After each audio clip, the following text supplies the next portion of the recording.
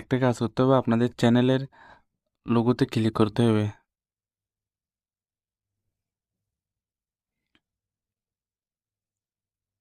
চ্যানেলের লোগোতে ক্লিক করার পর আপনাদের ইউটিউব স্টুডিওতে ক্লিক করে ধরে রাখতে হবে। ক্লিক করে ধরে রাখ ইউটিউব স্টুডিওতে ক্লিক করে ধরে রাখবেন।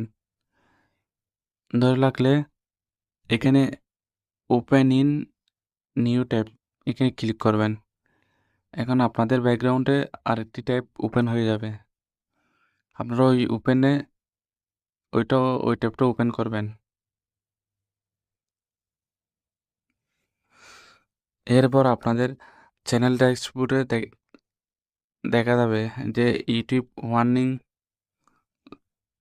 দেওয়া আছে। চ্যানেল ভায়োলেশনে লেখা আছে আপনাদের ইউটিউব ওয়ার্নিং কিভাবে আইছে, সেখানে কোন ভিডিওতে আপনাদের ইউটিউব ওয়ার্নিং আইছে সেটা দেখা যাবে।